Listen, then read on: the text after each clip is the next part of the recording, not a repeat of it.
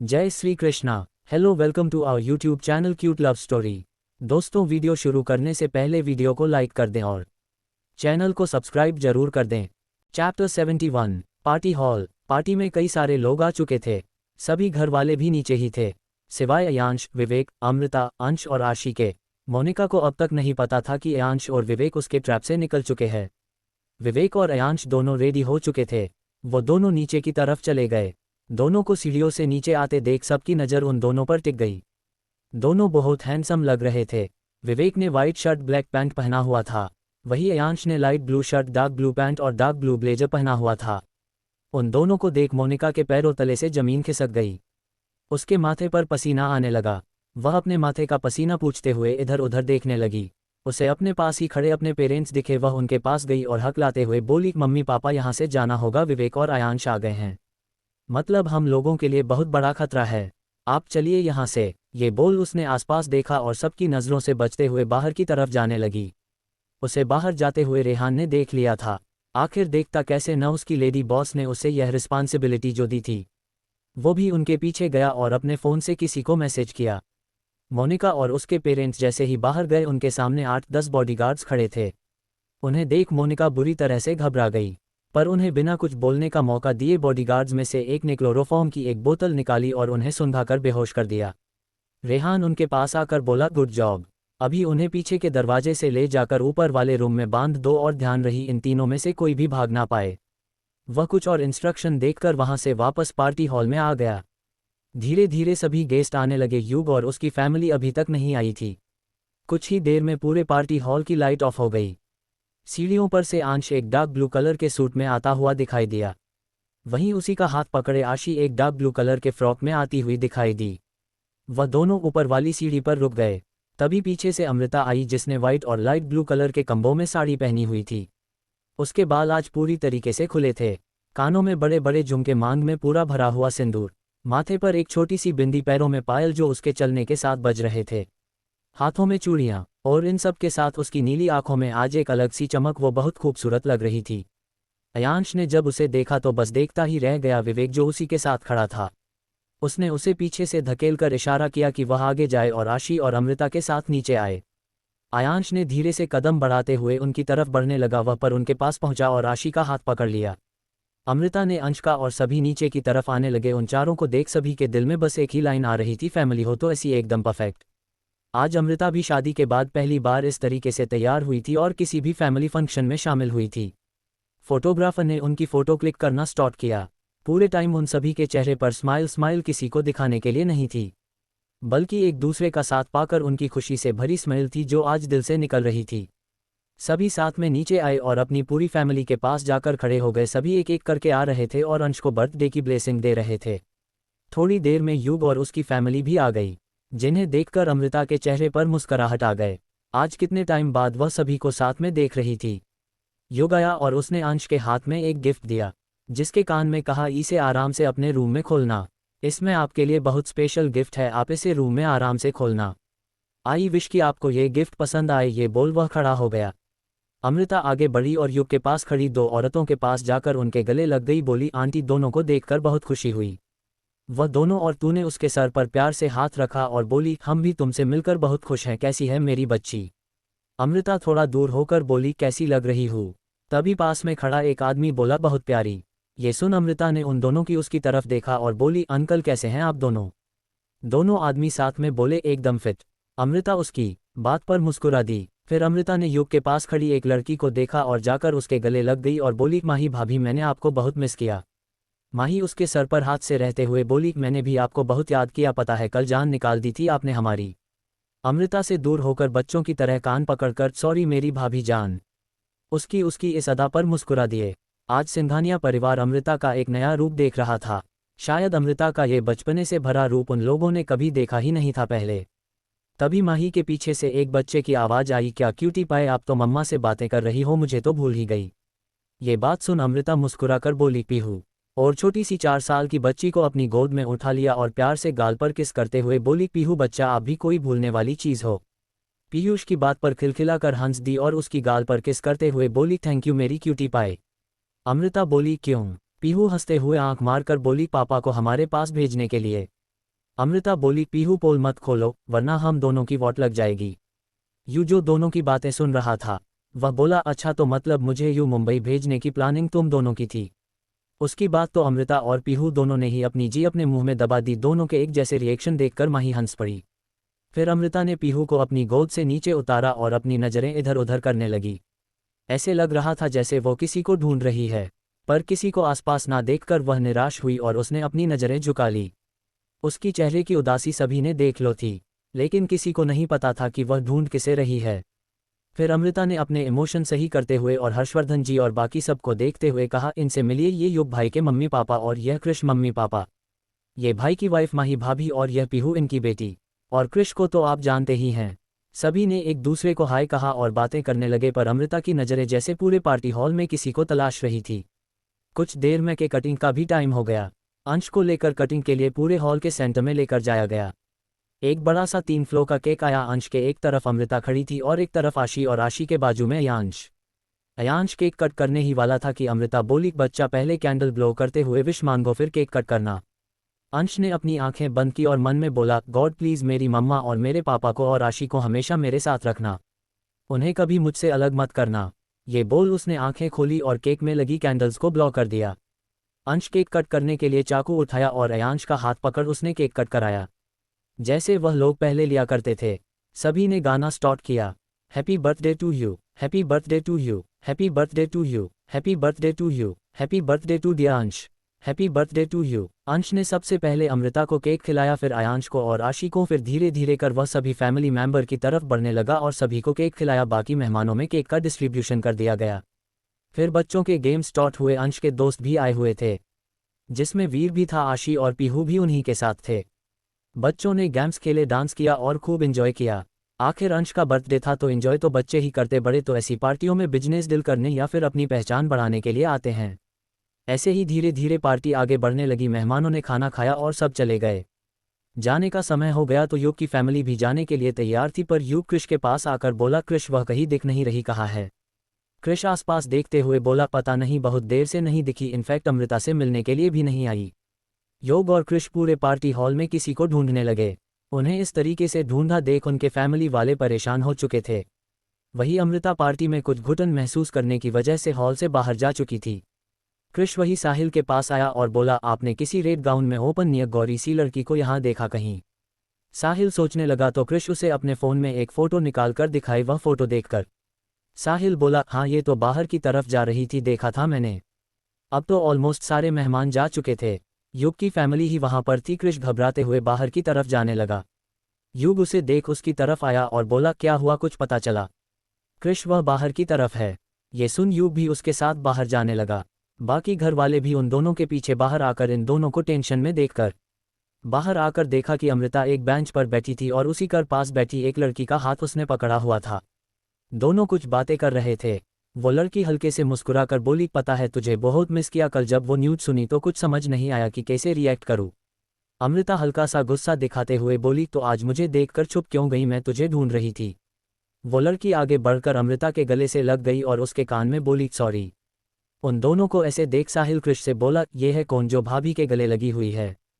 कृष मुस्कुराते हुए बोला तुम्हारी भाभी की फ्रेंड और मेरी बहन कीर्ति। विवेक उस लड़की को बस एक तक देखे जा रहा था। उसे देख ऐसा लग रहा था जैसे बरसों की उसकी मुराद पूरी हो गई हो। चैप्टर 72। कुछ देर बाद युग की फैमिली चली गई। कीर्ति और अमृता ने कभी और मिलने का प्लान बनाया था।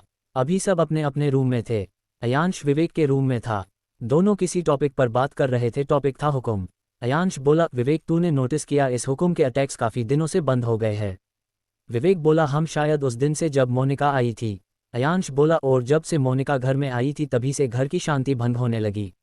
पहले बेमतलब कृष और अमृता जी से बहस, फिर कमरे में आग, अंश और आशी को परेशान करना और आखिर में आगे विवेक बोला हम दोनों को मारने की साजिश। अयांश बोला हम। विवेक कुछ सोचते हुए बोला अयांश कहीं ऐसा तो नहीं मोनिका को हुक्म ने ही भेजा हो घर में? अयांश बोला हो सकता है। विवेक बोला पर मुझे एक बात बता, तू इस मोनिका को क्यों झेलता है? अयांश एक गहरी सांस लेकर बोला मोनिका शिखा की सबसे अच्छी दोस्त थी और उसने एक बार शिखा की जान बचाई थी। विवेक सिर न में हिला देता है। अयांश आगे बोला पर इस बार उसने हद कर दी है। इस बार उसने अमृता जी को टारगेट बनाकर बहुत बड़ी गलती की। विवेक उसकी बात पर उसे घूरते हुए बोला, अच्छा मतलब हम दोनों यह मरने वाले थे और तुझे मोनिका पर इस बात के लिए गुस्सा आता है कि उसने अमृता को रूम में आग लगने के लिए इनडायरेक्ट ब्लेम किया। उसकी इस बात पर अयांश अपनी आंखें इधर उधर करने लगा तो विवेक बोला, देख यार मैं नहीं जानता कि तुम दोनों का रिश्ता कहाँ तक पहुंचा, पर इतना जानता हूँ कि जो वो लड़की तेरे लिए कर सकती है वो दुनिया की कोई दूसरी लड़की नहीं कर सकती। और जो तेरी आंखों में उसके लिए दिखता है वो तेरी आंखों में किसी के लिए नहीं दिखता। सच बता, तू प्यार करने लगा है ना उससे? देख झूठ मत बोलना। अयांश कुछ नहीं बोला तो विवेक बोला, ठीक है मुझे मत बता पर उसे जरूर बता देना इससे पहले देर हो जाए। ये बोल वो कमरे से बाहर निकल गया।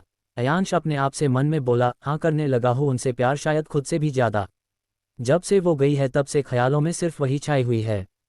हर जगह उसके होने का एहसास होता है। हर दूसरे पल उनकी याद आती है, उनकी ज़रूरत महसूस होती है। जब से आई है तब से एक बार भी उन्होंने मुझे एक नज़र देखा तक नहीं, एक बार बात तक नहीं की। पता नहीं कब तक वो नाराज रहेगी। अंश का रूम। अमृता बैठी थी और अंश और आशी ने उसकी गोद में सिर रखा हुआ था। आशी सो चुकी थी, वही अंश सोने की कोशिश कर रहा था। अमृता उसके सर पर हाथ फेरते हुए बोली, क्या हुआ, नींद नहीं आ रही? अंश बोला, नहीं। अमृता बोली, एक बात पूछूं आपसे? अंश बोला, हम। अमृता बोली, आज आपने ऐसे मुझे पहली बार मम्मा कहा क्यों? अंश बोला, आपको पता है जब से आप गई जो ना आपकी बहुत याद आ रही थी। फिर आज जब आपके बारे में वो न्यूज़ सुना तो ऐसा लगा कि मैं अपनी मम्मा को फिर से को दूंगा। आपको देखकर पहला वर्ड वही मुंह से निकला। आपको बुरा तो नहीं लगा ना? अमृता उसके माथे को हल्के से चूमते हुए बोली, नहीं मुझे बिल्कुल बुरा नहीं लगा, बल्कि मुझे तो बहुत अच्छा लगा जब आपने मुझे मम्मा कहा। अंश उसके एक हाथ को पकड़कर अपने चेहरे से लगाता है और अपनी आंखें बंद करके कहता है, मम्मा प्लीज़ हमेशा मेरे साथ रहना, आप नहीं होती हो तो बहुत लोनली फील होता है। ये सुनकर अमृता ने उसे देखा और उसके सिर के चूमकर बोली, कहीं नहीं जाऊंगी, आई प्रॉमिस। कुछ देर अमृता उसका सर सहलाती हुई कोई लोरी गुनगुनाती रही। वही जब विवेक रूम से निकला तो उसे रेहान चोरी की तरह कहीं जाता हुआ दिखा, जिसे देख विवेक के अंदर का पुलिस ऑफिसर जग गया और वो भी उसका पीछा करने लगा। वो जहाँ जहाँ कटा विवेक उसका किसी जासूस की तरह पीछा करता। और क्योंकि वो पुलिस ऑफिसर था तो रेहान हो किसी तरफ का शक भी नहीं हुआ। पर जब वो ऊपर सीढ़ियों के पास था और एक पिलर के पीछे से रेहान को देख रहा था कि तभी किसी ने उसके कंधे पर हाथ रखा, जिससे वो डर गया और पीछे मुड़कर देखा तो पाया ये अयांश था। जिसे देख विवेक बोला, यार भाई क्या कर रहा है? डरा दिया था तूने, अभी वो रेहान सुनकर भाग जाता तो। अयांश बोला, क्या रेहान भाग जाता, लेकिन कहा? विवेक बोला, वही तो पता लगाना है, देख तेरा बॉडीगार्ड चोरों की तरह कहीं जा रहा है। अयांश बोला, कहाँ जा रहा है? विवेक पीछे मुड़कर बोला, देख वो तो रहा, पर ये क्या सामने तो कोई भी नहीं था। अयांश बोला, कहाँ है? विवेक बोला, अरे यहीं पर था। कहाँ चला गया? पक्का तेरी ही वजह से चला गया होगा। अयांश बोला, मेरी वजह से कैसे? विवेक बोला, तेरी वजह से नहीं तो पर किसकी वजह से? अगर तू आकर मेरा ध्यान नहीं भटकाता तो मैं अब तक उस रेहान को पकड़ भी लेता। अभी अयांश कुछ और कहता कि उन्होंने देखा रेहान रॉबर्ट के साथ कहीं जा रहा है। इस बार दोनों ने बिना टाइम वेस्ट किए उनका रास्ता रोक लिया। विवेक और अयांश को देख वो दोनों चौंक गए। विवेक ने पूछा, कहाँ जा रहे हो इस समय? रेहान अटकते हुए बोला, वो सर। विवेक बोला, क्या सर, आगे बोलो। रेहान कुछ बोलता कि रॉबर्ट बोला, सर आप दोनों खुद चलकर देख लीजिए, ऐसे भी मैम ने आप दोनों को भी बोलने के लिए कहा था। इतना सुनकर विवेक और अयांश समझ गए कि ये बात अमृता से रिलेट करती है। दोनों चुपचाप बिना किसी सवाल के रॉबर्ट और रेहान के पीछे जाने। Chapter 73। After a while Robert और रेहान विवेक और अयांश को ऊपर वाले स्टोर रूम में लेकर गए। वहां पहुंचकर उन्होंने देखा मोनिका और उसके पेरेंट्स वही चेयर्स पर बंधे हुए थे प्लस बेहोश थे। वहीं कुछ बॉडीगार्ड उनके पीछे खड़े थे। ये देख विवेक और अयांश को थोड़ा सा शौक लगा। वहीं रॉबर्ट और रेहान ने उन बॉडीगार्ड्स को कुछ इशारा किया। बॉडीगार्ड्स गए और 3 ठंडे पानी की बलिया लेकर आए और बिना किसी देर के सीधे इन तीनों पर उड़ेल दी। तीनों झटके के साथ उठे और आसपास देखने लगे। सामने विवेक और अयांश को देख मोनिका और उसके पेरेंट्स पूरी तरीके से घबरा गए। विवेक सीरियस फेस के साथ उनसे पूछता है, बताओ ये सब कुछ किसके कहने पर कर रहे थे? उन तीनों में से किसी ने भी कुछ भी कहने के लिए अपना मुंह नहीं खोला। अयांश बोला, अगर तुम लोगों ने नहीं बताया कि यह सब कुछ किसके कहने पर कर रहे हो तो तुम तीनों के साथ में वह करूंगा जो तुम सोच भी नहीं सकते। पर इस बार भी मोनिका और उसके पेरेंट्स ने कुछ भी नहीं कहा। उनके चेहरे पर घबराहट और डर जरूर था, लेकिन शायद अयांश विवेक से बड़ा डर उनके लिए कोई और था। बहुत देर तक उन लोगों से यह सारे सवाल करते हैं, लेकिन मोनिका और उसके घरवालों ने एक बार भी मुंह नहीं खोला। कुछ देर में अमृता ऊपर आई। उसने देखा कि विवेक और अयांश भी उसी रूम में थे। उसने रेहान और रॉबर्ट की तरफ देखा। रेहान कहता है, मैम ये बहुत ढीठ है, सच बोलना तो बहुत दूर की बात है, ये अपना मुंह भी नहीं खोल रहे हैं। अमृता ने हाँ में सर हिलाया और कुछ सोचने लगी। कुछ देर में वह रोबोट से बोली, रोबोट एक चाकू और कैंची लेकर आना। रॉबर्ट उसके कहे अनुसार सामान लेने चला गया। अमृता को सभी कंफ्यूज भाव से देख रहे थे। विवेक बोला, अमृता अब क्या कर रही हो? पर अमृता ने ना ही तो उसकी बात पर कुछ रिएक्ट किया, ना ही उसकी तरफ देखा, ना कुछ जवाब दिया। शायद वह अभी कुछ देर पहले हुए हादसे की वजह से या शायद उनकी लापरवाही की वजह से उन दोनों से नाराज थी। उसके जवाब ना देने से विवेक ने अपना सर नीचे झुका लिया और फिर उठाकर आयांश की तरफ देखा। आयांश अभी अमृता को देख रहा था, जिसने कमरे में आने के बाद से सिर्फ एक नज़र उन दोनों को देखा था। कुछ देर में रोबोट चाकू और एक कैंची लेकर आ गया।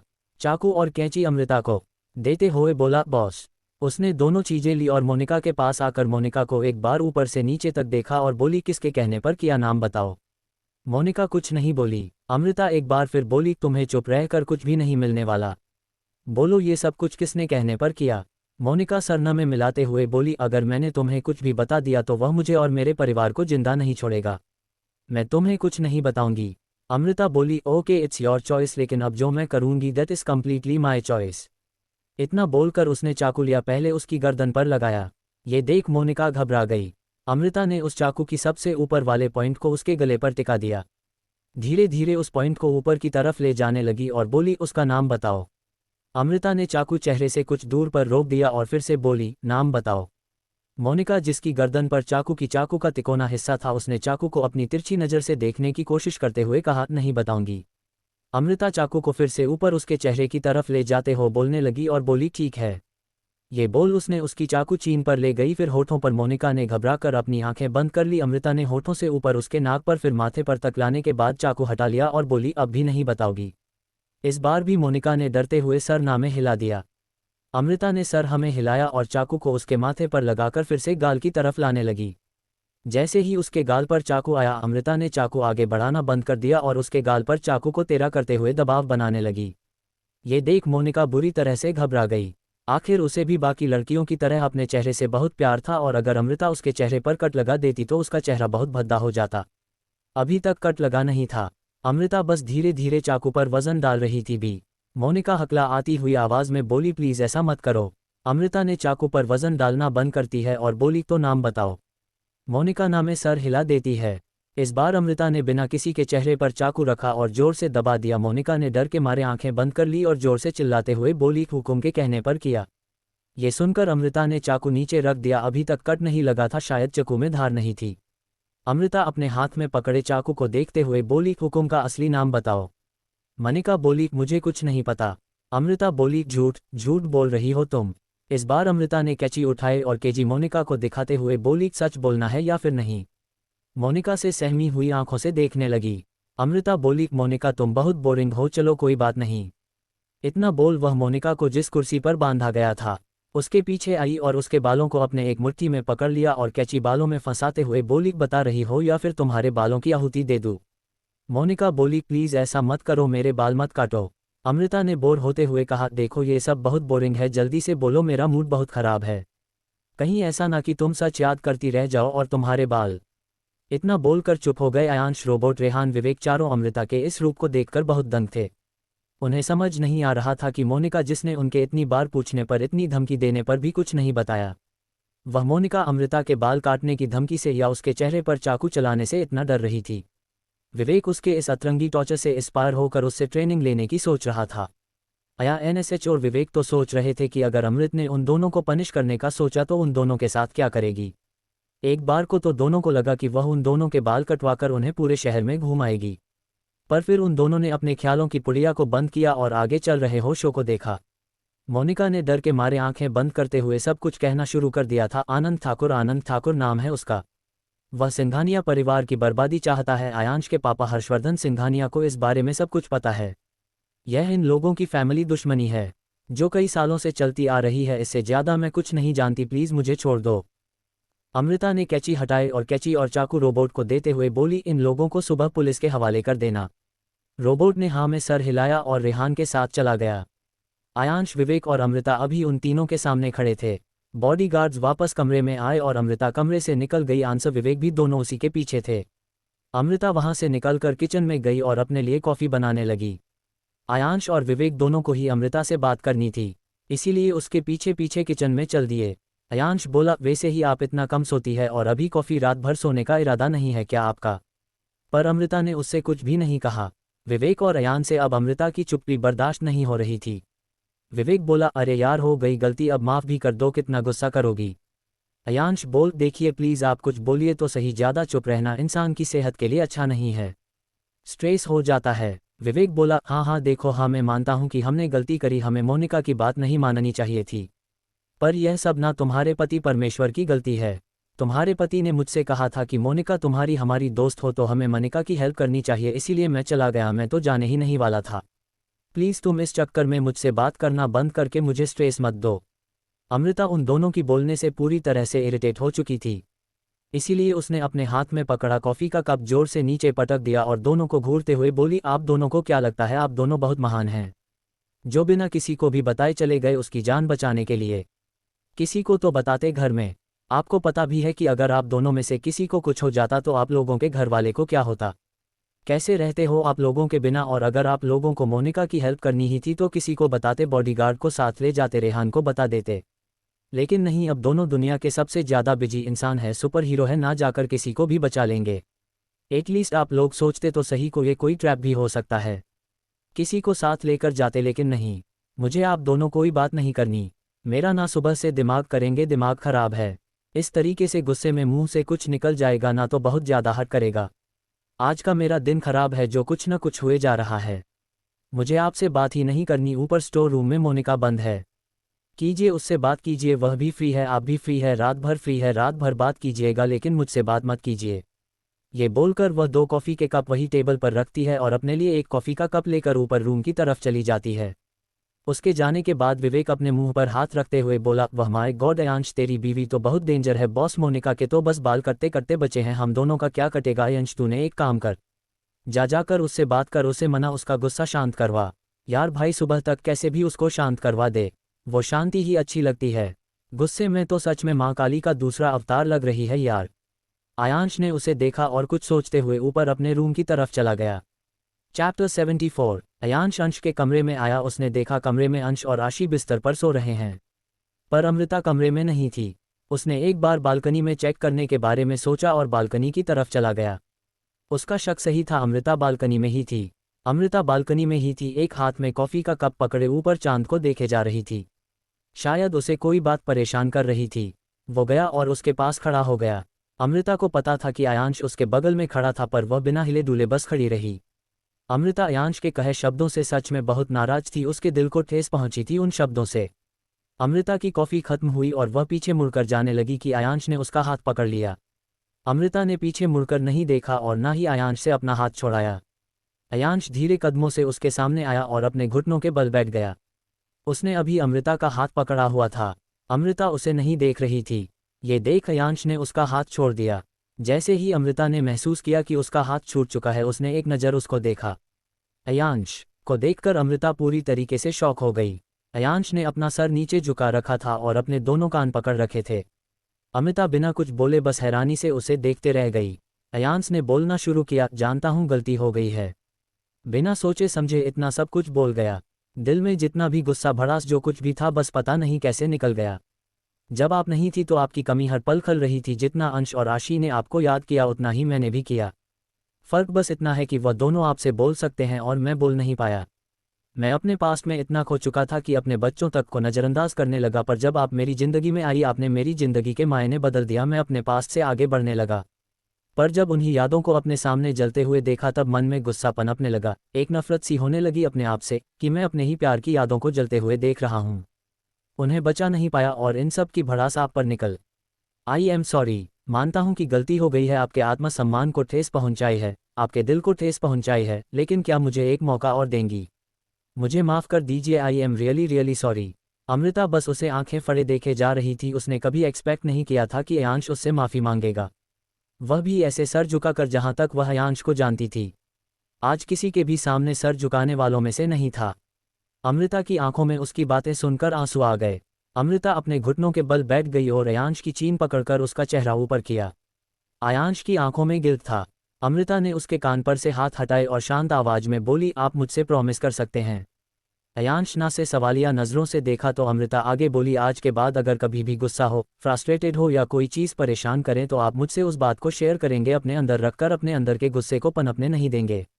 आप मुझसे कुछ भी शेयर कर सकते हैं मुझ पर अपना गुस्सा कर सकते हैं, पर अगर अगली बार आपने कभी भी मुझे गुस्से में अपनी लाइफ से जाने के लिए कहा तो मैं सच में हमेशा के लिए चली जाऊंगी और कभी दोबारा मुड़कर नहीं देखूंगी। जैसे ही अयांश ने यह सुना उसने खींचकर अमृता को अपने सीने से लगा लिया। अमृता भी उसके गर्दन के पीछे हाथ डालकर उसके गले लग गई। सुबह से हो रही चीज़ों की वजह से वह भी बहुत परेशान थी। ऊपर से इन कुछ दिनों में अयांश के कहे हुए शब्द उसके कानों में कांटों की तरह चुभ रहे थे, जिन्हें ना ही तो वह किसी को बता पा रही थी, ना ही तो किसी के सामने अपने इमोशंस को दिखा पा रही थी। अयांश बोला, आज के बाद कभी नहीं कहूँगा। अगर आज के बाद कभी भी ऐसा कुछ गलती से भी बोल दिया ना तो खींचकर एक थप्पड़ लगा दीजिएगा, फिर छोड़ने की बात मत करिएगा। आपके बच्चे और आपका पति आपके बिना नहीं रह सकते। ये कहकर उसे और भी कसकर गले लगा लेते हैं। वही अमृता ये सुनकर शॉक हो जाती है और उसकी आंखों से आंसू निकलने लगता है। आपके बच्चे और आपका पति, ये सुनकर अमृता के दिल में एक अलग सी खुशी हो रही थी। उसके मम्मी पापा के जाने के बाद से उसके पास बस कुछ ही रिश्ते थे जिन्हें वो हक के साथ अपना कह सकती थी, लेकिन आज उसे कुछ बहुत खास रिश्ते का हक मिल रहा था जो उसके साथ पूरी जिंदगी साथ रहने वाले थे, जिन्हें वो पूरे हक से अपना कह सकती थी। काफ़ी देर तक गले लगे रहने के बाद वह दोनों खड़े होते हैं। अयांश अमृता के आगे अपना हाथ बढ़ाता है तो अमृता स्माइल के साथ उसके हाथ पर अपना हाथ रख देती है और दोनों कमरे के अंदर चले जाते हैं।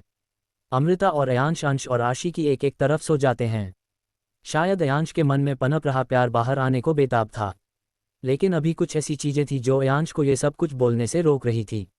आखिर वह भी नहीं जानता था कि अमृता के दिल में क्या था और कहीं ऐसा ना हो उसके ये सब बताते ही अमृता उससे और दूर चली जाए। ये सब उसे कुछ भी कहने से रोक रहा था, लेकिन जज्बातों पर किसी का जोर कहाँ चलता है। आज नहीं तो कल ये बात सभी के सामने आनी है, और आज डायरेक्टली ना सही पर इनडायरेक्टली अमृता को ये सब कहकर और सिर झुकाकर अमृता के लिए अपना प्यार जाता दिया था।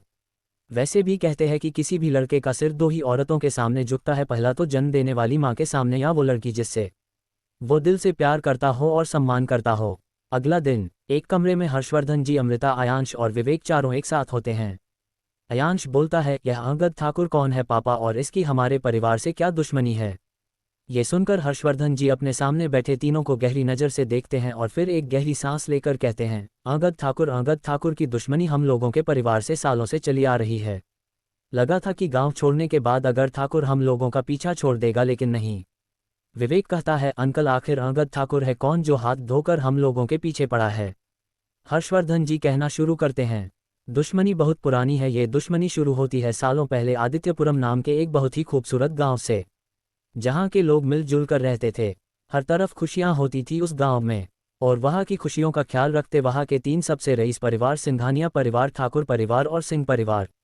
सदियों से रिवाज चला आ रहा था कि ठाकुर परिवार गांव का मुखिया होता है, सबसे श्रेष्ठ होता है। वहां के लोगों को पूरे गांव वासी भगवान की तरह पूजते हैं। लेकिन आदित्यपुरम के बाकी के दो परिवार, सिंघानिया और सिंह परिवार, बहुत गहरे दोस्त थे। उनकी दोस्ती की मिसाल दी जाती थी। दोनों परिवारों में इतनी खास और अच्छी दोस्ती थी। दोनों परिवार हमेशा साथ रहते थे, यहाँ तक कि घर भी पास में ही थे। सिंह परिवार और सिंघानिया परिवार ने मिलकर गांव की भलाई के लिए गांव में मॉडर्नाइजेशन शुरू किया। पिछड़े हुए गांव में अलग अलग तरीके की सुविधाएं उपलब्ध करवाने लगे, जिसे पूरे गांव में सिंघानिया परिवार और सिंह परिवार के लोगों को भगवान का दर्जा मिलने लगा। लेकिन ये बात ठाकुर परिवार को रास नहीं है। उनके हिसाब से ठाकुर परिवार सर्वश्रेष्ठ होना चाहिए। सिंह परिवार और सिंघानिया परिवार की दोस्ती और इस गांव के लेकर उनकी लगन ने उनकी इसे होने नहीं दिया। फिर क्या था, आपसी मतभेद और जलन की भावना ने धीरे धीरे ठाकुर परिवार को उन दोनों परिवारों का दुश्मन बना दिया। लेकिन कुछ समय बाद ठाकुर परिवार ने रिश्ते सुधारने के लिए अपने घर के बटी का रिश्ता सिंह परिवार के बेटे के लिए दिया। ठाकुर परिवार ने शानो शौकत की लालच में रिश्ते को कर दिया, बिना ये जाने कि उनकी बेटी शादी को करना भी चाहती है या नहीं। शादी वाले दिन ठाकुर परिवार की बेटी किसी के साथ भाग गई। पूरे परिवार की बेइज्जती हुई। वहीं सिंह परिवार का बेटा अगले ही दिन किसी और से शादी करके घर आ गया। हालांकि उनकी शादी को मंजूरी नहीं मिली और वह भी घर छोड़कर चला गया। बस तभी से ये दुश्मनी चली आ रही है। अंगद ठाकुर को लगता है कि सिंह परिवार ने उसकी बेटी के साथ धोखा किया और अब उसे दोनों परिवारों को बर्बाद करना है। ये सब कुछ सुनकर अयांश और विवेक पूरी तरीके से सख्ते में आ गए। उन्हें नहीं पता था कि उनके परिवार की किसी से इतनी गहरी दुश्मनी थी। वही अमृता की आंखें गहरी हो चुकी थी, पता नहीं किस गहरी सोच में डूबी थी। हर्षवर्धन जी बोले, अब चाहे कुछ भी हो जाए दुश्मनी खत्म करनी ही होगी। बात अब परिवार पर आ गई। वो जान लेने पर उतर आए हैं। अयांश बोली, दुश्मनी तो खत्म करनी होगी, मैं अपने परिवार के किसी भी सदस्य को खतरे में नहीं देख सकता। विवेक बोला, लेकिन अंकल इसके लिए तो हमें उस ठाकुर से मिलना पड़ेगा, कहाँ मिलेगा, ये रहता है। हर्षवर्धन जी बोले, आदित्यपुरम गांव में ही रहता है। अमृता बोली, ठीक है फिर चलते हैं हम लोग आदित्यपुरम। सभी ने उसकी तरफ देखा। इस पूरे डिस्कशन में अमृता ने अब तक एक भी शब्द नहीं करता, ये पहले वर्ड्स थे जो उसने कहे थे।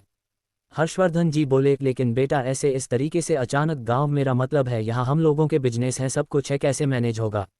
अमृता चेहरे पर एक छोटी सी स्माइल के साथ बोली, पापा आप टेंशन मत लीजिए, ऐसे भी मुझे तो आदित्यपुरम वैसे भी जा नहीं था, तो साथ साथ में समर वेकेशंस भी हो जाएंगे और आप लोग भी घूम लोगे, सब साथ में चलते हैं। उसकी बात किसी को समझ में नहीं, सब उसे हैरानी से देखने लगे।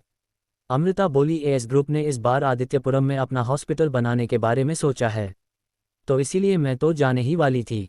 हर्षवर्धन जी से देखे बोले, बेटा आज तक कभी भी किसी कंपनी ने आदित्यपुरम ने इतना इंटरेस्ट नहीं दिखाया है, फिर आप क्यों वहां पर हॉस्पिटल बनाना चाहती हैं। अमृता बोली, बस ऐसे ही पापा, बहुत सुना है आदित्यपुरम के बारे में, तो बस सोचा देख लिया जाए। हालांकि उसकी बात काफ़ी अजीब थी, लेकिन किसी ने ज़्यादा ना सोचते हुए हाँ कह दिया। वहीं विवेक का ध्यान उसकी एक ही बात पर अटक गया था, एएस ग्रुप इस बार आदित्यपुरम में हॉस्पिटल बनाने वाला है। विवेक सोच रहा था कि अगर इस ग्रुप आदित्यपुरम में हॉस्पिटल बनाने वाला है तो ये बात अयांश ने उसे क्यों नहीं बताई। विवेक को पता था कि अयांश इस प्रोजेक्ट में एएस ग्रुप का पार्टनर है, इस हिसाब से यह बात अयांश को भी पता होनी चाहिए थी। अयांश कल ही बातों बातों में बताया था कि अभी तक कहाँ हॉस्पिटल बनना है, ये चीज़ डिसाइड नहीं हुई है। तो सोचने की बात यह है कि यह डिसीजन अयांश से पहले अमृता को कैसे पता, कहीं वह इसके आगे सोचने की हिम्मत नहीं करता है। विवेक ने अब अमृता से बात करने के बारे में सोच लिया था। चैप्टर 75। कुछ देर बाद हर्षवर्धन जी वहां से चले गए थे। अब सिर्फ कमरे में अमृता, अयांश और विवेक थे।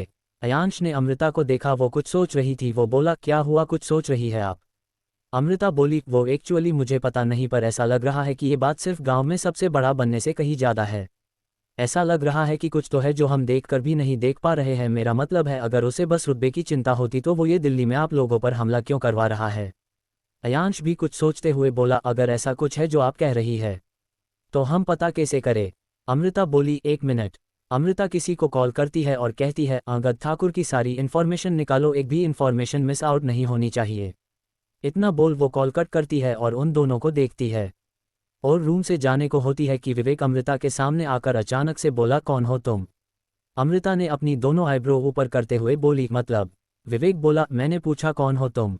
अमृता उसे देखती रही। विवेक फिर से बोला, एएस ग्रुप के पुराने मैनेजर, बिजनेस पार्टनर, यहाँ तक कि एएस ग्रुप के इंटरनेट डिसीजंस, कैसे जानती हो तुम इतना सब कुछ। कौन हो तुम अमृता, क्या है तुम्हारी पूरी पहचान, प्लीज़ बताओ मुझे। मैं यहाँ सिर्फ अपने चाचा जी के बारे में पता करने के लिए आया था, लेकिन यहाँ आने के बाद से लेकर अब तक तुम मेरे लिए मिस्ट्री बन चुकी हो। अमृता ने उसे देखकर एक हल्की स्माइल दी और बोली, मेरे बारे में जानकर आप क्या करोगे। विवेक बोला, मैं जब मुंबई में था तब मैं एएस ग्रुप की साइड ब्रांच में गया था। वहाँ जाकर मुझे पता चला कि ऑफिशियल ब्रांच को दिल्ली में शिफ्ट कर दिया गया है। मुझे बहुत डिसअपॉइंटमेंट हुई, पर मैंने सोचा कि कोई बात नहीं। पर हैरानी बात यह है कि कुछ ही दिनों बाद मुझसे एक लड़की मिलने आई एएस बनकर, और फिर अचानक से गायब हो गई, पता नहीं कैसे। और फिर तुरंत उसके बाद मेरा ट्रांसफ़र यहाँ हो गया दिल्ली में। यहाँ आकर मैं तुमसे मिला। यह आकर एएस ग्रुप की ऑफिशियल ऑफिस में भी चेकआउट किया, कोई खबर हाथ नहीं लगी। जब मुझे पता चला कि तुम मुझे मेरे मकसद तक पहुंचा सकती हो, मुझे एक नई होप मिल गई, पर तुमने मुझे कुछ नहीं बताया, नहीं उल्टा मुझे पास्ट की पहेलियों में उलझा दिया। मैंने तुम्हारे बारे में पता करना शुरू किया। मुझे पता चला कि तुम यहाँ पर तुम्हारे सो कॉल्ड मामा मामी के पास रहती हो, पर वो तो तुम्हारी मम्मा के सगे भाई भी नहीं थे। उन्होंने तुम्हें बस कुछ पैसों की लालच में अपने पास रखा हुआ था, जो उन्हें एक अनजान अकाउंट से तुम्हारी देखभाल करने के लिए मिलते थे। लेकिन उन्हें भी यह नहीं पता था कि तुम असल में कौन हो। तुम्हारी अयांश से शादी हो गई, उसके बाद उन्होंने तुमसे कोई कांटेक्ट नहीं किया। और इससे भी ज़्यादा अजीब बात यह है कि तुम उनके पास जब आई थी तो तुम्हारी एज 15 साल थी, लेकिन बीते 15 साल में तुम कहाँ थी इसके बारे में कोई रिकॉर्ड नहीं। पर पता है, मैंने सोचा कि नॉर्मल है, कोई रीज़न होगा, मैंने इतना ध्यान नहीं दिया। लेकिन फिर तुम्हारा भाई युग एएस ग्रुप का बिजनेस पार्टनर क्रिश एएस का असिस्टेंट, जिसे बिजनेस वर्ल्ड में एएस की परछाई के नाम से जाना जाता है, जिससे बदतमीजी करने के बारे में शायद ही कोई सोच सकता है, क्योंकि उसे बोला हुआ एक एक वर्ड एएस को बोले गए वर्ड की तरह है। लेकिन उसने वहां आकर मोनिका की बदतमीज सही। मतलब तुम एएस ग्रुप्स की कोई नॉर्मल एम्प्लॉय नहीं हो सकती।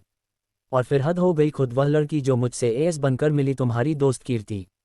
अब बताओ ना अमृता, तुम हो कौन, तुम्हारी पहचान क्या है, क्यों तुम मेरे लिए पजल बनती जा रही हो, क्यों मुझे तुम्हारे साथ में कनेक्टिविटी फील होती है। क्यों तुम मुझे मेरे चाचा के सच के करीब ले जाते हुए भी उनसे दूर रख रही हो क्या तुम? अमृता उसे देखते हुए गहरी आवाज में बोली, तो तुम्हें मेरी पहचान जाननी है? तुम्हें ये जानना है कि मैं कौन हूँ? कैसे जानते हो इतना सब कुछ? तो सुनो, मैं अमृता सिंह हूँ, अमृता अमन सिंह। एएस ग्रुप के फाउंडर अमन सिंह और रीटा सिंह की बेटी एएस ग्रुप की प्रेजेंट ओनर अमृता सिंह। उसके ये बोलते ही विवेक उसे हैरानी से देखने लगा। उसे इस चीज का कोई अंदाजा नहीं था। अयांश अमृता को देख रहा था, समझ रहा था कि अब अमृता धीरे धीरे सारे राज खोलना चाहती हो, शायद वह अपने अतीत से सामना करना चाहती है। अमृता उसे देखकर आगे बोली, रही बात तुम्हें सच से दूर रखने की, तो हाँ, मैंने ही तुम्हें सच से दूर रखा। नहीं चाहती थी मैं किसी को मेरे बारे में पता चले, तो मुझे जो सही लगा मैंने किया। अभी उसने इतना बोलना खत्म किया था कि विवेक आकर उसके गले से लग जाता है और अमृता अवाक सी उसे शोक में खड़ी देखती रह जाती है। अयांश उन दोनों को देखकर मुस्कुरा रहा था, उसे शायद विवेक के इस स्टेप के पीछे का रीजन पता था। विवेक उसके गले लगकर बोला, मतलब तुम मेरी बहन हो? मुझे जो तुमसे अपनापन महसूस होता था वो इसीलिए था। तुम्हें पता है मैंने तुम्हें कितना ढूंढा। सब तुम्हें घर पर देखकर कितना खुश हो जाएंगे तुम, चलो मैं अभी सबको बताता हूँ। इतना बोलकर मुझसे दूर हुआ। उसका हाथ अपने एक हाथ से पकड़ा और दूसरे हाथ से अपना फ़ोन निकालने लगा कि अमृता उसका फ़ोन उसके हाथ से छीनते हुए बोली, 1 मिनट, कोई ज़रूरत नहीं है किसी को कुछ भी बताने की। विवेक उसे हैरानी से देखने लगा और बोला, लेकिन वो तुम्हारा परिवार है, वह तुमसे मिलकर बहुत खुश होंगे। अमृता बोली, नहीं, वो सब पापा से बहुत गुस्सा है। यहाँ तक कि उन्होंने तो कभी उन्हें ढूंढने को भी कोशिश नहीं की। जब मम्मा पापा उनसे मिलने गए थे तब भी उन्होंने घर की दहलीज से उन्हें बाहर निकल दिया। अगर उन्होंने मेरे साथ भी ऐसा ही किया तो? नहीं, मैं किसी को कुछ भी नहीं बताने वाली, और अगर आपने कुछ भी कहा या उन्हें कुछ भी बताने की कोशिश की, मैं कभी उन लोगों के सामने नहीं जाऊंगी। और यह बात तो आप भी बहुत अच्छे से जानते हैं, मेरी मर्जी के बिना मुझे ढूंढना किसी के बस की बात नहीं है। इतना बोलकर वह उस कमरे से बाहर चली जाती है। अयांश ये सब कुछ देख रहा था, उसे समझ नहीं आ रहा था कि अमृता ने आखिर विवेक के साथ ऐसा क्यों किया, पर वह विवेक को देखकर उसके पास आता है। विवेक काफी निराश और हताश दिखाई दे रहा था। अयांश ने उसके कंधे पर हाथ रखा। विवेक उसे देखते हो बोला, क्या उसके साथ इतना गलत हुआ है कि वह अपने परिवार से नफरत करती है, यहाँ तक कि उससे बात तक नहीं करना चाहती? अयांश उसे अपनी तरफ घुमाते हुए कहता है, उन्होंने कहा है कि वह नहीं चाहती कि तू किसी को कुछ बताएं। इसका मतलब है समय आने पर वह खुद बताएंगे, और वो किसी ऐसे इंसान की तरह नहीं है जो अपनों से ज़्यादा देर तक गुस्सा ही। हाँ, कुछ बातें हैं जो उनकी नाराज़गी का कारण, पर वह नफरत नहीं करती किसी से। अगर नफरत करती तो कभी आदित्यपुरम जाने के बारे में नहीं सोचती। इतना सुनते ही विवेक को भी अयांश का पॉइंट कुछ कुछ समझ में आने लगता है। वह अपने आप को सोचकर दिलासा देता है और फिर अयांश को घूरते हुए कहता है, वह मेरी बहन है, ध्यान रखना उसका एक भी आंसू मत आने देना उसकी आंखों में, वरना देख लेना मैं क्या करता हूँ। अयांश ने उसके पेट पर एक मुक्का जड़ते हुए कहा, ज्यादा भाई मत बन, याद रख भाई से पहले दोस्त तू मेरा। विवेक नौटंकी करते हुए बोला, अपनी बहन से शिकायत करूंगा तेरी, फिर देखता हूँ तू रूम में कैसे घुसता है अपने। उसकी बात पर ऐसे घूर कर देखता है और कहता है, नौटंकी बंद कर। विवेक के गले लगते हुए कहते हैं, यार ख्याल रखना उसका। बहुत टाइम बाद मिली है, बहुत सारी बातें करनी है, पर नाराजगी देखकर लगता है ये भी पॉसिबल नहीं है। अयांश बोला, तो चल पहल नाराजगी दूर करते हैं। विवेक ने उसकी तरफ देखा तो अयांश ने उसे आंख मार दी। विवेक ने ये देख अपना सिर न में हिलाया। डॉट डॉट कुछ टाइम बाद अमृता टेरेस पर थी। अयांश और विवेक दोनों सीढ़ियों से होते हुए टेरेस पर आए और छुपकर उसे देखते हैं। विवेक अयांश से पूछता है, ये आइडिया काम तो आएगा ना? अयांश बोला, पता नहीं, पर ट्राई करने में क्या ही बुराई है। विवेक ने हाँ में सिर हिलाया और हिम्मत करके आगे गया। अमृता के पीछे कुछ दूर जाकर वो रुक गया। अमृता को उसके होने का एहसास हुआ तो वो पीछे मुड़ी। उसने देखा वहाँ विवेक खड़ा था। उसे देख अमृता बोली, आप यहाँ क्यों आए हैं? मुझे आपसे कोई बात नहीं करनी। विवेक कहता है, देखो मेरी बात सुनो, जो भी किया मेरे दादाजी ने किया, तो इसमें मेरी क्या गलती है? तुम मुझे क्यों सजा दे रही हो? अमृता कुछ नहीं बोली। तो अयांश बोला, अगर अब तुम नहीं मानी तो ठीक है। ये इतना बोल उसने कान पकड़े और सीट अप करने लगा और साथ साथ गिनने लगा, 1 2 3। ये देख अमृता हैरान रह गई। वो आगे बढ़ते हुए बोली, अरे ये आप क्या कर रहे हैं? प्लीज़ ऐसा मत करिए, आप कितनी भी कोशिशें कर लो मैं उन्हें कुछ नहीं बताऊंगी। विवेक रुकते हुए बोला, देखो तुम्हें उनके साथ जो करना है करो, उन्हें नहीं बताना कुछ तो मत बताओ, पर मुझे तो मेरी बहन के मुंह से भाई सुनना है। अब जब तक वो नहीं बोलेंगी तब तक मैं नहीं रुकूंगा। इतना बोलकर वो वापस से सिटअप करने वाला होता है कि अमृता बोली, भाई प्लीज़ ऐसा मत करो। इतना सुन विवेक उसे देखने लगता है। अमृता आगे बढ़कर उसके कान से हाथ छुड़ाती है और उसके गले लग जाती है। विवेक भी स्माइल करते हुए उसे गले लगा लेता है और वहां देखता है जहां अयांश खड़ा था। अयांश उसे देख स्माइल करते हुए थम्स अप करता है। विवेक भी थम्स अप कर देता है। आखिर अयांश का तरीका काम जो आ गया था। अमृता मान गई थी। शाम के टाइम आज बच्चे अयांश के कमरे में सोने वाले थे। जब से कमरे में आग लगी थी, अमृता ने कमरे में आना बंद कर दिया था, जिस वजह से अयांश ने बच्चों को आज अपने कमरे में सोने का कहकर बुला लिया, जिससे अमृता को भी आना ही पड़ेगा। आज वो अमृता को कुछ दिखाना चाहता था। उसके लिए एक छोटा सा सरप्राइज था। बच्चे भी कमरे में नहीं थे। वह विधि, ऋषभ और ऋषिका के साथ नीचे खेल रहे थे। अयांश रूम की दीवारों को देखते हुए बोला, हो गया। इतने में डोर पर नॉक हुआ। उसने एक बार अपने आप को मुड़कर आईने में देखा। वाइट कलर की plain full sleeve T shirt, blue colour का जीन्स और सेट बालों में बहुत हैंडसम दिख रहा था। उसने गहरी सांस ली और धीरे से जाकर दरवाजा खोला। उम्मीद के अकॉर्डिंग दरवाजे पर अमृता थी। अमृता ने उसे देखते ही बोलना शुरू किया, आप अंदर क्या कर रहे हैं और आपने दरवाजा क्यों लॉक किया है? चैप्टर 76। अयांश से रोकते हुए बोला, अरे अरे अरे रुक जाए, एक्चुअली मैं कपड़े चेंज कर रहा था, इसीलिए रूम लॉक किया हुआ था। अमृता बोली, और ठीक है, पर आप अंदर अकेले थे तो बच्चे कहाँ हैं? मैं तो नहीं ढूंढ रही थी। अयांश बोला, वह दोनों नीचे ऋषभ और ऋषिका के साथ होंगे। अमृता बोली, ठीक है, फिर मैं उनके पास जाती हूँ। वह जाने लगी तो अयांश ने जल्दी से उसका हाथ पकड़ा और बोला, अरे आप कहाँ जा रही है? अमृता ने पलट कर देखा तो अयांश बोला, वह मेरा मतलब है आप अंदर चलिए ना, मुझे कुछ दिखाना है। अमृता कंफ्यूजन में बोली, क्या? अयांश ने उसका एक हाथ पकड़ा और उसके पीछे आ गया, फिर दूसरा हाथ उसकी आंखों पर रखा और बोला, आप चलिए तो सही। अमृता बोली, आपको क्या हुआ है? देख रही हूँ जब से वापस आई हूँ बहुत अजीब सा बिहेव करने लगे हैं आप। अयांश बोला, ओ ऐसा कुछ नहीं है, आप बस चलिए। अमृता कुछ नहीं बोली और अयांश स्माइल करते हुए उसका हाथ पकड़ उसे गाइड करते हुए लेकर जाने लगा। वो रुका और धीरे से हाथ उसकी आंखों पर से हटाते हुए बोला, अब आप अपनी आंखें खोलिए। अमृता ने आंखें खोली और सामने देखा, वो एक दीवार के सामने खड़ी थी, जो पहले कुछ पेंटिंग्स और बुक सेल्फ से कवर होती थी। उस दीवार पर कई सारी तस्वीर लगी थी, कई सारी तस्वीरें, जिनमें से कुछ में वो और बच्चे थे, कुछ में वो और अयांश थे, और वॉल के बीच में थोड़े बड़े साइज में उन चारों की साथ में एक फ़ोटो थी जो कल की पार्टी की थी। फिर उसी के ऊपर थोड़ी सी साइड में एक और फोटो थी जिसमें वो चारों साथ थे। ये फोटो युग ने खींची थी जब अयांश बच्चों को घूमने लेकर गया था और वो सीढ़ियों से उतर रहे थे।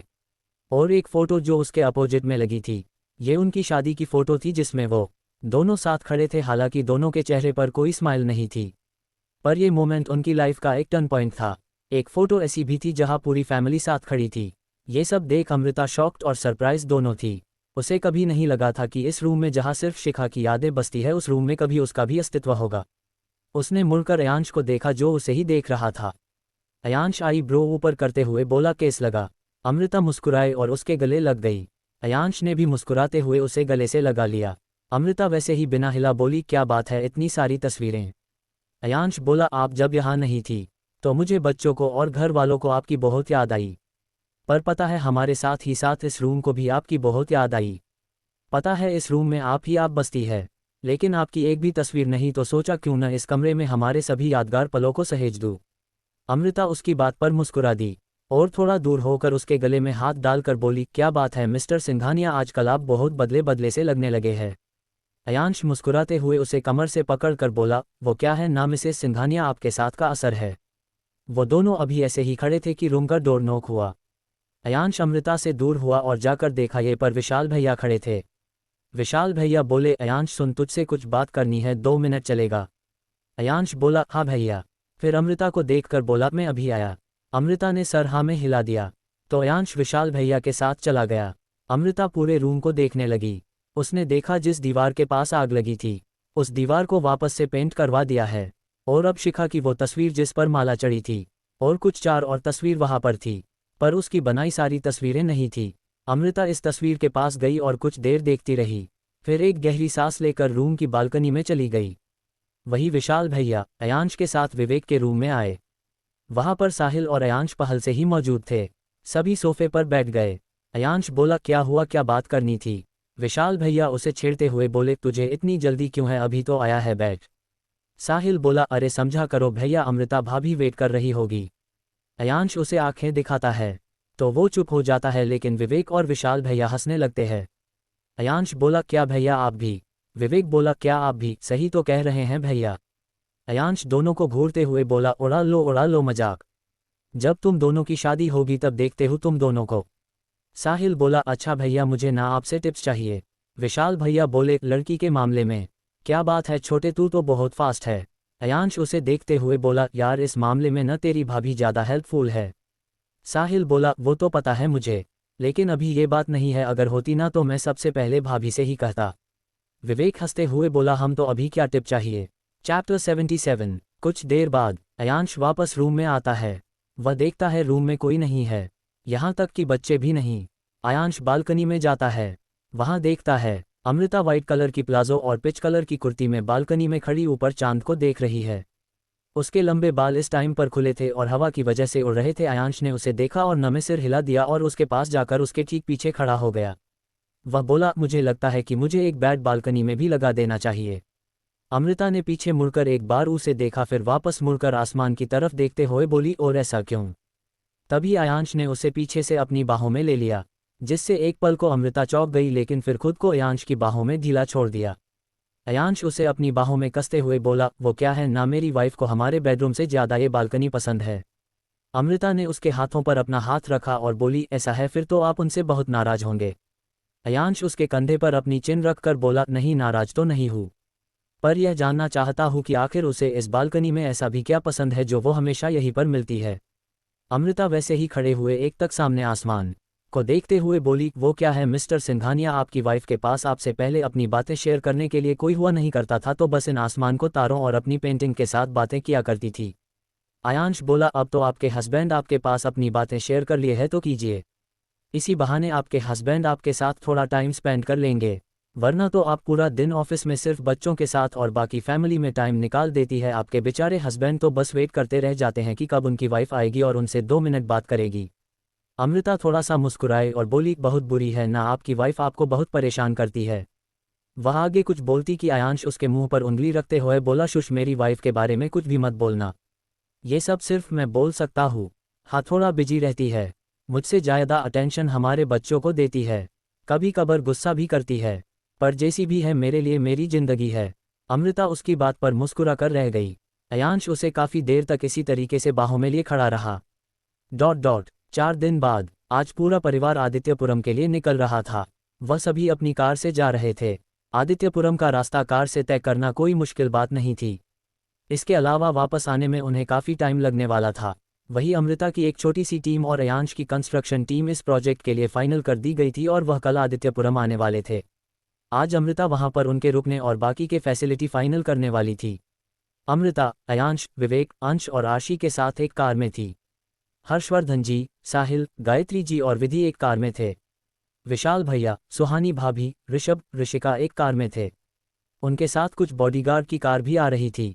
आदित्यपुरम में उनके लिए क्या खतरा वेट कर रहा हो, इस बात की भनक किसी को भी नहीं थी।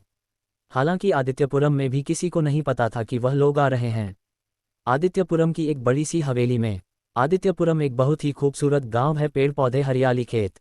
आदित्यपुरम जाकर ऐसा लगता है जैसे आपको सुकून आ गया हो, एक ऐसा वातावरण, सुख और शांति जो शहर की चकाचौंध से बहुत दूर है। आदित्यपुरम की एक हिस्से में जहां 2 बहुत बड़े घर हैं और उनका एक हिस्सा आपस में जुड़ा हुआ है। घर कहना थोड़ा सा गलत होगा, हवेली कहना सही होगा। उस हवेली के हॉल में एक आदमी अपनी छड़ी जमीन पर पटकते हुए बोला, कोई हमें बताएगा कि वह सुबह सुबह कहाँ चली गई। इस घर में क्या होता है, किसी को पता भी होता है कि सब अपनी ही अपनी दुनिया में मस्त हैं। अरे वो पोती है हमारी, उसे कुछ हो गया तो दुश्मनों की कमी नहीं है हमारे। सामने खड़े लोग उस बूढ़े आदमी को देखे जा रहे थे। वह बूढ़ा आदमी सोफे से कुछ दूर खड़ा अपने सामने अपने 2 बेटों और 2 बहुओं, एक पोते और एक पोती को किसी के बारे में पूछ रहे थे। पूछ क्या रहे थे, उनके गैर जिम्मेदार होने पर उन्हें सुना रहे थे। उनकी पोती चीरते हुए बोली, दादाजी अब फिक्र क्यों कर रहे हैं, दूध पीती बच्ची थोड़ी ना है, आज जाएंगी, थोड़ी देर में यही पास में कहीं गई होगी। अभी दादाजी कुछ कहते कि इतने में ही एक बूढ़ी औरत उनके पास आए और उन पर बरसते हुए बोली, क्यों मेरे बच्चों के पीछे सुबह सुबह पड़े हो। अरे माना कि वह बरसों बाद हमसे मिली है, लेकिन इसका मतलब ये तो नहीं ना किसी गैर जिम्मेदार हरकत करेगी सुबह सुबह, ना किसी को बताया, ना कोई खास खबर, ऐसे ही निकल गई। दादाजी बोले, अरे भाग्यवान समझा करो, पहली बार गांव आई है, मन कर रहा होगा घूमने का, चली गई होगी घूमने, तुम क्यों बरस रही हो उस पर। सामने खड़ी बूढ़ी औरत यानी उनकी पत्नी बोली, हाँ तो पहली बार गांव आई है, हो गया होगा मन घूमने का, निकल गई किसी को बिना किसी को बताएं। आप मेरे और मेरे बच्चों पर क्यों बरस रहे हैं। दादाजी बोले, अरे भाग्यवान, तुम पर बरसों इतनी मेरी मजाल कहाँ, और यह मेरे भी तो बच्चे हैं। दादी जी बोली, अच्छा अब तुम्हारे बच्चे याद आ रहे हैं तुम्हें, और यह जो तुम जब से वह आई है उस पर अपना लाड लूटा रहे हो, उसका क्या। बाकियों को तो जैसे तुम भूल ही गए हो। दादाजी बोले, अरे भाग्यवान, कितने वर्षों बाद मिली है, हमसे थोड़ा लाड लड़ा लेंगे तो क्या बिगड़ जाएगा। दादी बोली, थोड़ा लाड लड़ाने से कुछ नहीं बिगड़ेगा, पर उसकी बेफिजूल की फरमाइशें उनका क्या। कभी कहती है दादी, यहाँ का खाना अच्छा नहीं है, 5 सितारा होटल का बावर्ची रख लो। कभी कहती है दादाजी, यहाँ पर गाड़ी चलाते नहीं बनती, अब रोड पर से सभी ठेला गाड़ी वालों को हटा क्यों नहीं देते, जबकि मैडम को गाड़ी चलाते आती है नहीं। जब देखो तो कहीं ना कहीं गाड़ी ठोक कर आ जाती है। जब से आई है ना तब से 4 गाड़ियाँ ठोक कर आ चुकी हैं। कभी कहती है दादी, you are so old fashion, sari की जगह मिनी स्कर्ट पहनोगी तो बहुत हॉट लगेंगी। अरे ये भी कोई तरीका होता है। उनकी ये बात सुन सामने खड़े उनके पिता पोती मुंह दबाकर हंसने लगते हैं। दादाजी उन्हें शांत कराते हुए बोले, अरे भाग्यवान, शांत हो जाओ, वो बच्ची है, अभी थोड़ा बहुत बचपना है। दादी जी बोली, इसे बचपना कहते हैं तो ये जो वह जायदाद अपने नाम करने के लिए कह रही हो, क्या उसे भी आप बचपना कहेंगे। माफ़ कीजिएगा जय के पिताजी, पर हमारे संस्कार ऐसे नहीं है और ना ही हमारे बेटे के। भले ही हमसे दूर रहा है पर हम इतना जानते हैं उससे कि किसी की खैरात पर जीने वालों में से वह नहीं था, और ना ही अपने बच्चे को ऐसे उसूल सिखाएगा। पता नहीं, हमारे दिल कहता है, पर यह लड़की बहुत अजीब है, इसे देखकर कभी अपनापन महसूस नहीं होता। दादाजी बोले, अरे भाग्यवान, ऐसा कुछ नहीं है तो बहुत ज़्यादा सोच रही हो। चाहती क्या है, वह अपने हक की जायदाद ही तो चाहती हैं। दे देंगे उससे तो खुशी खुशी हमारे साथ रहेगी। दादी उन्हें समझा समझा कर थक चुकी थी, इसीलिए उन्होंने नामे सीरियल आया और अपनी छड़ी एक बार जमीन पर पटक कर वहां से निकल गई। उन्हीं के पीछे घर के सारे लोग दादाजी को छोड़कर निकल लिए। उनके दोनों बेटे दादाजी की पोती ढूंढने के लिए निकल पड़े।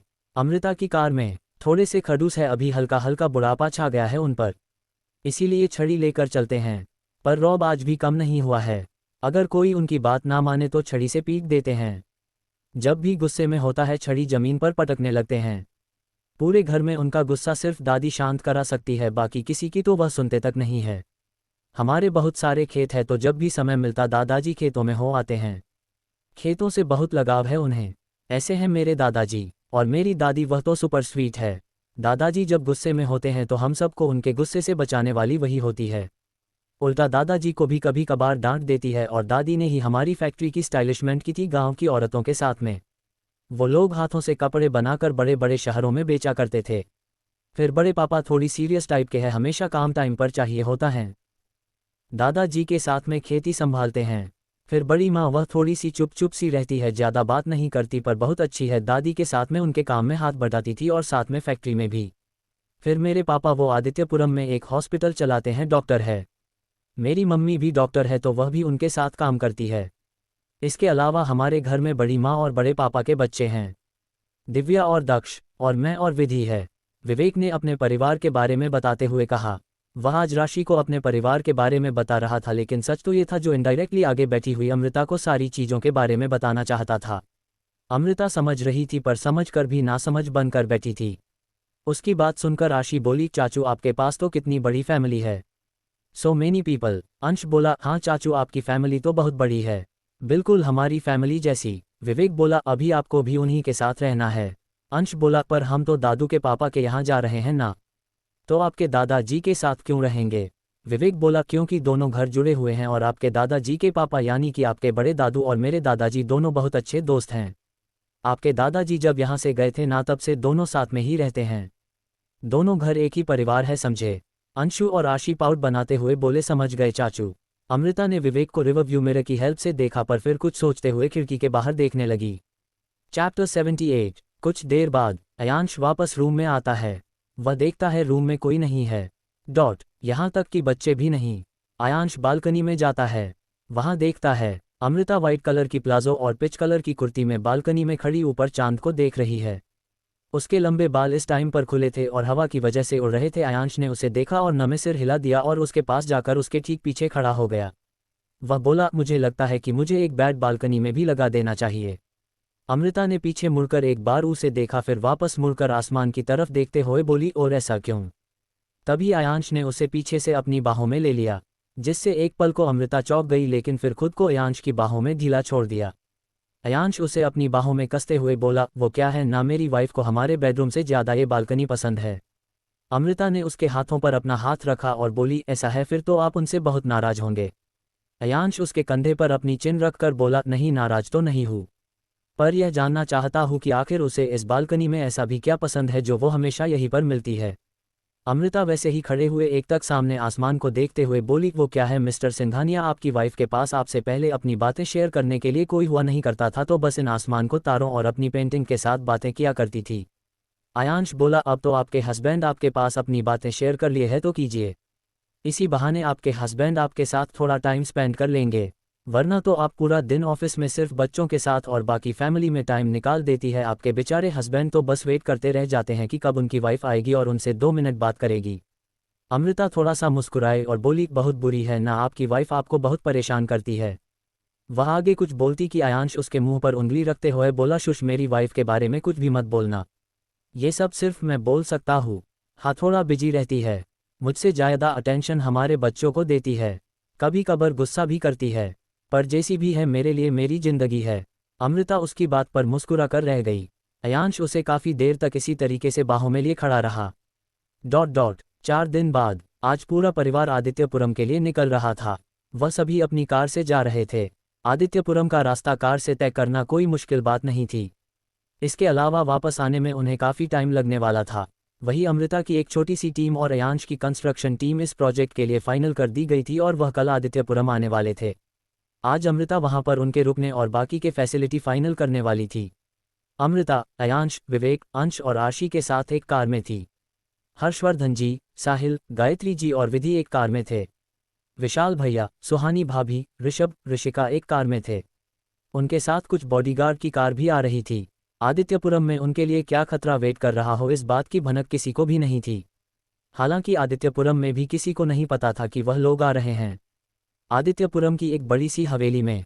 आदित्यपुरम एक बहुत ही खूबसूरत गांव है, पेड़ पौधे, हरियाली, खेत। आदित्यपुरम जाकर ऐसा लगता है जैसे आपको सुकून आ गया हो, एक ऐसा वातावरण, सुख और शांति जो शहर की चकाचौंध से बहुत दूर है। आदित्यपुरम की एक हिस्से में जहां 2 बहुत बड़े घर हैं और उनका एक हिस्सा आपस में जुड़ा हुआ है। घर कहना थोड़ा सा गलत होगा, हवेली कहना सही होगा। उस हवेली के हॉल में एक आदमी अपनी छड़ी जमीन पर पटकते हुए बोला, कोई हमें बताएगा कि वह सुबह सुबह कहाँ चली गई? इस घर में क्या होता है? किसी को पता भी होता है कि सब अपनी ही अपनी दुनिया में मस्त हैं। अरे वो पोती है हमारी, उसे कुछ हो गया तो? दुश्मनों की कमी नहीं है हमारे। सामने खड़े लोग उस बूढ़े आदमी को देखे जा रहे थे। वह बूढ़ा आदमी सोफे से कुछ दूर खड़ा अपने सामने अपने 2 बेटों और 2 बहुओं, एक पोते और एक पोती को किसी के बारे में पूछ रहे थे। पूछ क्या रहे थे? उनके गैर जिम्मेदार होने पर उन्हें सुना रहे थे। उनकी पोती चीरते हुए बोली, दादाजी अब फिक्र क्यों कर रहे हैं? दूध पीती बच्ची थोड़ी ना है, आज जाएंगी थोड़ी देर में, यही पास में कहीं गई होगी। अभी दादाजी कुछ कहते कि इतने में ही एक बूढ़ी औरत उनके पास आए और उन पर बरसते हुए बोली, क्यों मेरे बच्चों के पीछे सुबह सुबह पड़े हो? अरे माना कि वह बरसों बाद हमसे मिली है, लेकिन इसका मतलब ये तो नहीं ना किसी गैर जिम्मेदार हरकत करेगी सुबह सुबह, ना किसी को बताया ना कोई खास खबर, ऐसे ही निकल गई। दादाजी बोले, अरे भाग्यवान समझा करो, पहली बार गांव आई है, मन कर रहा होगा घूमने का, चली गई होगी घूमने, तुम क्यों बरस रही हो उस पर? सामने खड़ी बूढ़ी औरत यानी उनकी पत्नी बोली, हाँ तो पहली बार गांव आई है, हो गया होगा मन घूमने का, निकल गई किसी को बिना किसी को बताएं। आप मेरे और मेरे बच्चों पर क्यों बरस रहे हैं? दादाजी बोले, अरे भाग्यवान तुम पर बरसों, इतनी मेरी मजाल कहाँ, और यह मेरे भी तो बच्चे हैं। दादी जी बोली, अच्छा अब तुम्हारे बच्चे याद आ रहे हैं तुम्हें, और यह जो तुम जब से वह आई है उस पर अपना लाड लूटा रहे हो, उसका क्या? बाकियों को तो जैसे तुम भूल ही गए हो। दादाजी बोले, अरे भाग्यवान कितने वर्षों बाद मिली है, हमसे थोड़ा लाड लड़ा लेंगे तो क्या बिगड़ जाएगा? दादी बोली, थोड़ा लाड लड़ाने से कुछ नहीं बिगड़ेगा, पर उसकी बेफिजूल की फरमाइशें, उनका क्या? कभी कहती है दादी यहाँ का खाना अच्छा नहीं है, 5 सितारा होटल का बावर्ची रख लो। कभी कहती है दादाजी यहाँ पर गाड़ी चलाते नहीं बनती, अब रोड पर से सभी थैला गाड़ी वालों को हटा क्यों नहीं देते? जबकि मैडम को गाड़ी चलाते आती है नहीं, जब देखो तो कहीं ना कहीं गाड़ी ठोक कर आ जाती है। जब से आई है ना तब से 4 गाड़ियाँ ठोक कर आ चुकी हैं। कभी कहती है दादी, you are so old fashion, sari की जगह मिनी स्कर्ट पहनोगी तो बहुत हॉट लगेंगी। अरे ये भी कोई तरीका होता है? उनकी ये बात सुन सामने खड़े उनके पिता पोती मुंह दबाकर हंसने लगते हैं। दादाजी उन्हें शांत कराते हुए बोले, अरे भाग्यवान शांत हो जाओ, वो बच्ची है, अभी थोड़ा बहुत बचपना है। दादी जी बोली, इसे बचपना कहते हैं तो ये जो वह जायदाद अपने नाम करने के लिए कह रही हो, क्या उसे भी आप बचपना कहेंगे? माफ़ कीजिएगा, जय के पिताजी, पर हमारे संस्कार ऐसे नहीं है और ना ही हमारे बेटे के। भले ही हमसे दूर रहा है पर हम इतना जानते हैं उससे कि किसी की खैरात पर जीने वालों में से वह नहीं था, और ना ही अपने बच्चे को ऐसे उसूल सिखाएगा।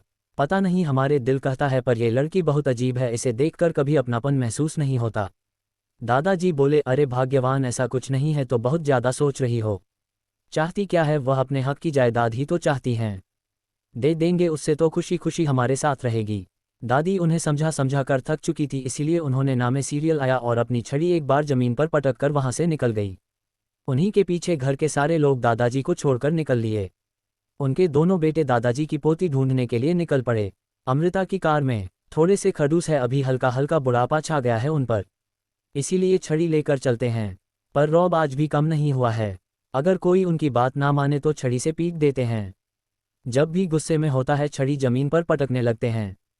पूरे घर में उनका गुस्सा सिर्फ दादी शांत करा सकती है, बाकी किसी की तो वह सुनते तक नहीं है। हमारे बहुत सारे खेत हैं तो जब भी समय मिलता दादाजी खेतों में हो आते हैं। खेतों से बहुत लगाव है उन्हें। ऐसे हैं मेरे दादाजी और मेरी दादी, वह तो सुपर स्वीट है। दादाजी जब गुस्से में होते हैं तो हम सबको उनके गुस्से से बचाने वाली वही होती है। उल्टा दादाजी को भी कभी कभार डांट देती है, और दादी ने ही हमारी फैक्ट्री की स्टाइलिशमेंट की थी गांव की औरतों के साथ में। वो लोग हाथों से कपड़े बनाकर बड़े बड़े शहरों में बेचा करते थे। फिर बड़े पापा थोड़ी सीरियस टाइप के हैं, हमेशा काम टाइम पर चाहिए होता है। दादाजी के साथ में खेती संभालते हैं। फिर बड़ी माँ, वह थोड़ी सी चुप चुप सी रहती है, ज़्यादा बात नहीं करती पर बहुत अच्छी है। दादी के साथ में उनके काम में हाथ बटाती थी और साथ में फैक्ट्री में भी। फिर मेरे पापा, वो आदित्यपुरम में एक हॉस्पिटल चलाते हैं, डॉक्टर है। मेरी मम्मी भी डॉक्टर है तो वह भी उनके साथ काम करती है। इसके अलावा हमारे घर में बड़ी माँ और बड़े पापा के बच्चे हैं, दिव्या और दक्ष, और मैं और विधि है। विवेक ने अपने परिवार के बारे में बताते हुए कहा। वह आज राशि को अपने परिवार के बारे में बता रहा था, लेकिन सच तो ये था जो इनडायरेक्टली आगे बैठी हुई अमृता को सारी चीज़ों के बारे में बताना चाहता था। अमृता समझ रही थी पर समझ कर भी नासमझ बनकर बैठी थी। उसकी बात सुनकर राशि बोली, चाचू आपके पास तो कितनी बड़ी फैमिली है, सो मेनी पीपल। अंश बोला, हाँ चाचू आपकी फैमिली तो बहुत बड़ी है, बिल्कुल हमारी फैमिली जैसी। विवेक बोला, अभी आपको भी उन्हीं के साथ रहना है। अंश बोला, पर हम तो दादू के पापा के यहाँ जा रहे हैं ना, तो आपके दादाजी के साथ क्यों रहेंगे? विवेक बोला, क्योंकि दोनों घर जुड़े हुए हैं और आपके दादाजी के पापा यानी कि आपके बड़े दादू और मेरे दादाजी दोनों बहुत अच्छे दोस्त हैं। आपके दादाजी जब यहाँ से गए थे ना तब से दोनों साथ में ही रहते हैं। दोनों घर एक ही परिवार है, समझे? अंशु और आशी पाउट बनाते हुए बोले, समझ गए चाचू। अमृता ने विवेक को रिवरव्यू मिरर की हेल्प से देखा पर फिर कुछ सोचते हुए खिड़की के बाहर देखने लगी। चैप्टर 79। एक लंबे सफर के बाद वो सभी आदित्यपुरम पहुंचे। रोड पर चलते जितने भी लोगों ने उस गाड़ियों की खलीफे को देखा सभी आश्चर्य से मुड़ मुड़ कर उसे देखने लगे। अमृता बहुत ध्यान से खिड़की के बाहर कुछ देख रही थी। अयांश कार ड्राइव कर रहा था और बच्चे रास्ते में ही सो गए थे। विवेक उनके साथ पीछे बैठा था। कुछ देर में गाड़ी उन्हीं दो घरों के आगे आई। गाड़ी रुकी नहीं, बड़े गेट से होते हुए अंदर चली गई।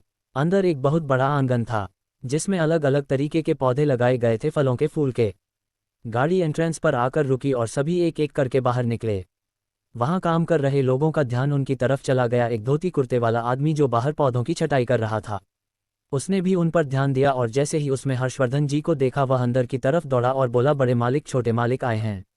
इतना सुनकर के घर के सारे लोग वहां पर धीरे धीरे इकट्ठा होने लगे। उसके चिल्लाने की आवाज़ हर्षवर्धन जी और बाकी के लोगों ने भी सुनी थी। हर्षवर्धन जी अपने गांव आकर बहुत अच्छा महसूस कर रहे थे। उनका ध्यान आसपास की चीज़ों पर था। वह देख रहे थे कि उनके जाने के बाद कई सारी चीज़ें बदल गई हैं। वही अमृता अपनी गोद में आशी को पकड़े हुए थी, वही आयांश अपनी गोद में अंश को लिए हुआ था। दोनों अभी सो रहे थे। अमृता भी आसपास देख रही थी पर उसका सबसे ज़्यादा ध्यान वहां लगे कुछ फूलों और फलों के पेड़ पर था। उसे अभी भी अच्छे से याद था जब छोटी थी और अपने मम्मी पापा के साथ रहती थी तो उसके घर के बगीचे में भी ढेर सारे फल और फूलों के पेड़ हुआ करते थे। ये खासकर उसके पापा लगाया करते थे। वह हर चीज़ को बहुत बारीकी से और ध्यान से देख रही थी। बॉडीगार्ड अब यहाँ पर नहीं थे, उन लोगों को उनके उनके काम समझा दिए गए थे। अमृता और आयांश में यहाँ आने से पहले अंगद ठाकुर के साथ निपटने के लिए एक बहुत अच्छी योजना बना ली थी। रॉबर्ट और रेहान उन्हीं के साथ थे। सभी लोगों ने अंदर की तरफ बढ़ना शुरू किया। कुछ ऐसा सीढ़ियों को छोड़कर एक एंट्रेंस के लिए गेट था। गेट के पास खड़े होते ही जैसे ही वह अपने पैर कदम अंदर लेने को होता है कि बूढ़ी सी आवाज़ आती है, रुक जाओ, एक कदम भी अंदर मत रखना। ये बात सुनकर सभी अपने कदम पीछे रोक लेते हैं और सामने देखते हैं तो दो बूढ़ी औरतें अपनी छड़ी के सहारे उन लोगों की तरफ आ रही थी, जिससे बाकी किसी को तो कुछ भी समझ नहीं आता। लेकिन गायत्री जी अपना पल्लू अपने सर पर थोड़ा आगे कर लेती हैं। वहीं हर्षवर्धन जी के चेहरे पर एक मुस्कान आ जाती है।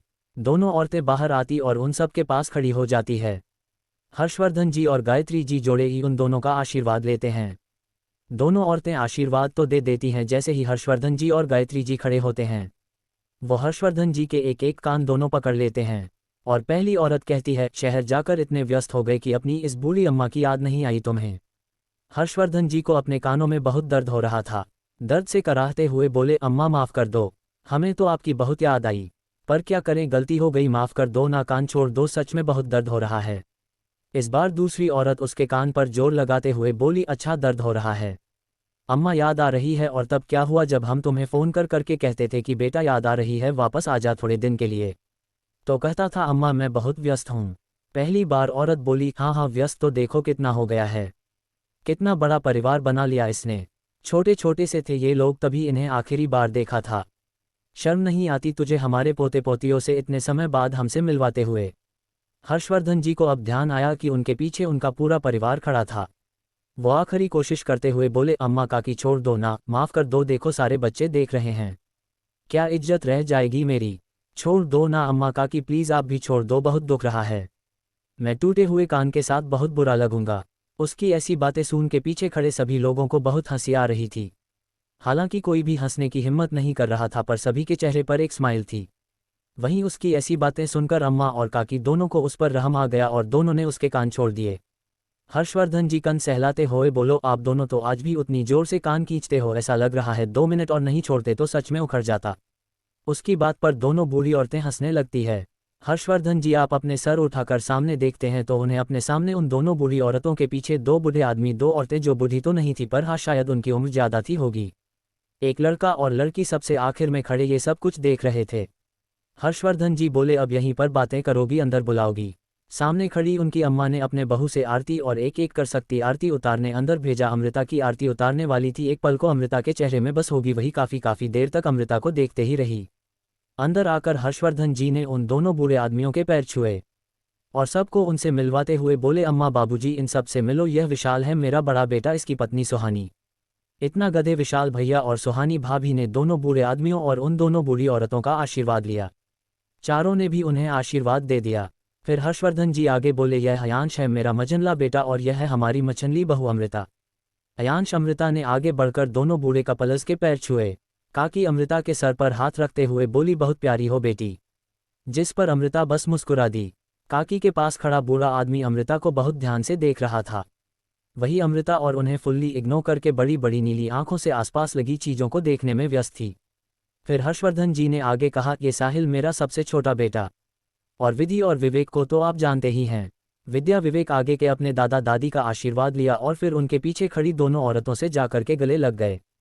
हर्षवर्धन जी बोले, ये हैं मेरे अम्मा और बाबूजी, ये काका बाबूजी की बहुत अच्छे दोस्त, और यह है मेरी प्यारी काकी, ये दोनों इनकी बहू है। वह दक्ष और दिव्या को देख उन्होंने कहा, और यह है दक्ष और दिव्या। सभी में हाय हेलो हुआ, थोड़ी फॉर्मल बातें, और इसके बाद सफ़र से थके होने की वजह से सभी को कमरे दिखा दिए गए। कमरों में जाकर सभी आराम करने लगे। शाम के समय सभी हॉल में बैठे थे। हर्षवर्धन जी अपनी अम्मा के पास बैठकर बचपन की चीज़ें याद कर रहे थे। आयांश, विवेक, दक्ष, साहिल और विशाल भैया अपनी ही बातों में बिजी थे। वही सुहानी भाभी और अमृता इस टाइम पर सबसे ज़्यादा कन्फ्यूज थी। उन्हें समझ ही नहीं आ रहा था कि वह करें क्या। उन दोनों ने एक दूसरे को देखा और फिर बाकी सबको सब अपनी अपनी बातों में घूम थे और वह दोनों एक दूसरे को चुपचाप इशारे किए जा रही थी। तभी घर के बाहर गाड़ियों के रुकने की आवाज़ आई। सभी का ध्यान गाड़ियों की आवाज़ से बाहर की तरफ चला गया। 2 आदमी अंदर आए, उन्हीं के पीछे एक लड़की जिसने स्लीवलेस टॉप और घुटनों तक की स्कर्ट पहनी थी। वह आई, लड़की आई और बाकी सबको इग्नोर करके हर्षवर्धन जी के काका के पास चली गई। उन दोनों आदमियों ने हर्षवर्धन जी को देखा तब उनके पास है और उनसे गले मिले। हर्षवर्धन जी ने सबको बताया कि ये दोनों आदमी उनके काका के लड़के थे, एक दक्ष के और एक विवेक के पापा। वही वो लड़की थोड़ा गुस्से में बोली, दादाजी आप मुझे मेरी प्रॉपर्टी दे दीजिए और मैं कब तक यहाँ पर इस तरह से रहूँगी। इसकी आवाज़ तेज और तिखी थी। सभी का ध्यान अब उसी पर था। उसके दादाजी बोले, बेटा ऐसा क्यों बोल रहे हो, हम दे देंगे तुम्हें, प्रॉपर्टी सब तुम्हारे ही तो है। लड़की पलटकर जवाब देते हुए बोली, दादाजी अब ये सब कुछ नहीं चलेगा, आप मुझे अपनी मेरी प्रॉपर्टी दीजिए वरना मैं यहाँ से हमेशा हमेशा के लिए चली जाऊंगी और आप में से किसी को नहीं बताऊंगी कि पापा कहाँ है। दादी थोड़ी सी तेज आवाज़ में बोली, जिया जानती भी हो तुम बोल क्या रही हो, वह हमारा बेटा है, क्या हमसे मिलने नहीं आएगा। लड़की जिसका नाम दादी ने जिया लिया वह बोली, दादी प्लीज़ आपको ये सब कुछ सोचना चाहिए था जब आपने उन्हें घर से बाहर निकाल दिया था। ये सब कुछ सुनकर बाकी के घरवाले उन्हीं तीनों को देख रहे थे। वही विवेक और अमृता का ध्यान एक दूसरे की तरफ था, दोनों आंखों ही आंखों में क्या चल रहा है इस बारे में बात कर रहे थे। विवेक बोला, दादाजी यह कौन है और आपसे इस तरह से बात क्यों कर रही है? दादाजी उसे देखते हुए बोले, ये तुम्हारे चाचा अमन की बेटी है। देखो जिसे तुम ढूंढने गए थे, वह खुद यहाँ पर आ गई। हम तो बताना चाहते थे पर हमारे दिमाग से निकल गया, कुछ टाइम में तुम्हारे चाचा आ जाएंगे। उन्होंने खुश होते हुए सब बताया। पर यह सब सुनकर अमृता और विवेक के चेहरे पर कुछ भाव आकर निकल गए। अमृता मन में बोली, कहाँ मैं सोच रही थी कि यहाँ आकर सबसे कैसे बचूंगी, लेकिन यहाँ तो पहले से ही कोई मेरे पापा की ज़बरदस्ती की बेटी बनी बैठा है। इसे तो मैं बताती हूँ, मेरे पापा को अपना बता रही है, वह भी मेरे सामने। अमृता अपने पापा के लिए बहुत पजेसिव थी। आप जिया का क्या होगा ये तो भगवान ही जाने।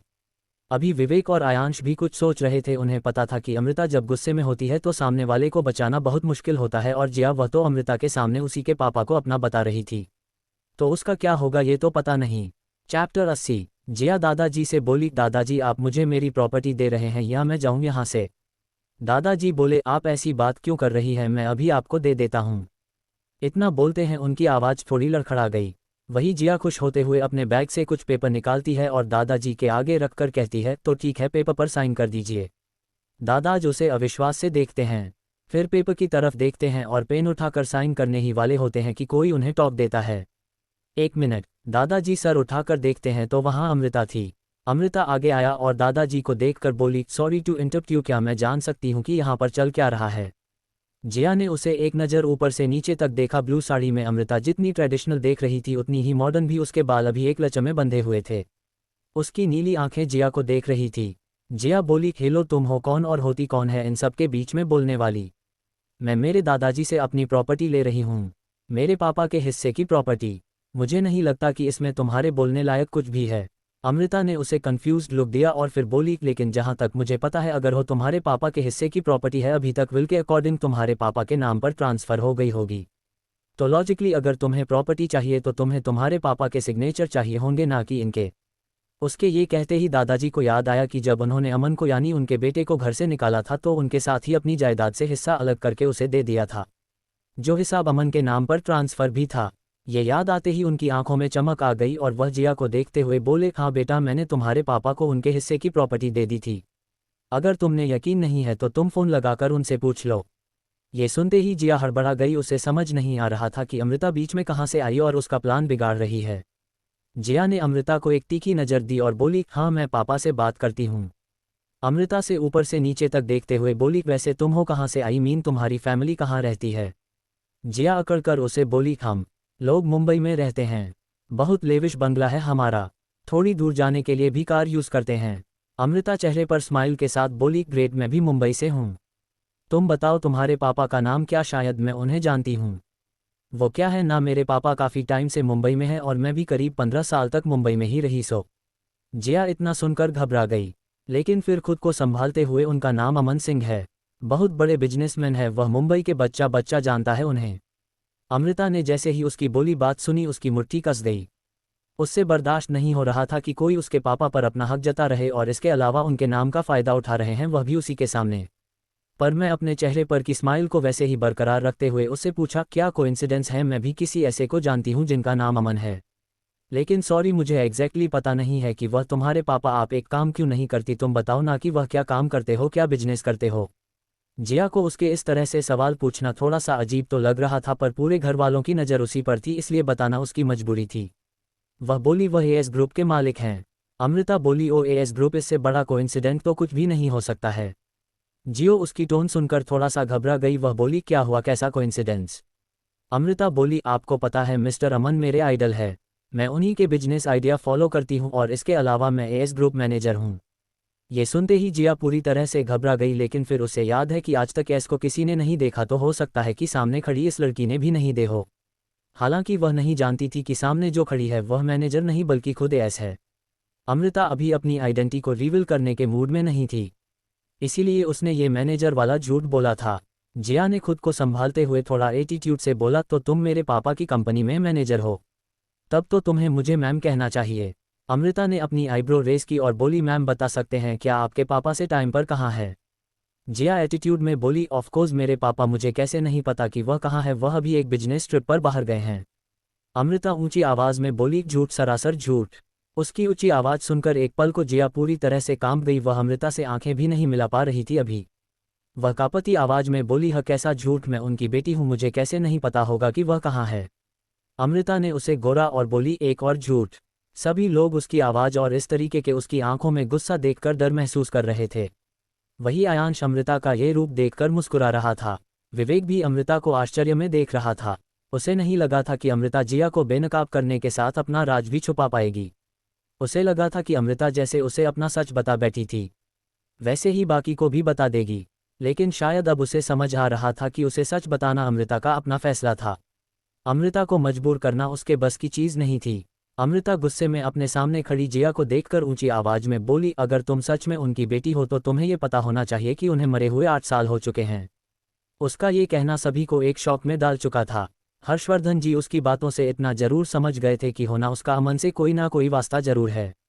नहीं, दादाजी और दादी माँ दोनों को ये सुनकर सदमा लग गया था कि उनका बेटा 8 साल पहले ही मर चुका है, जिसके जीने की आस में वह दोनों आज भी उसकी राह देख रहे थे।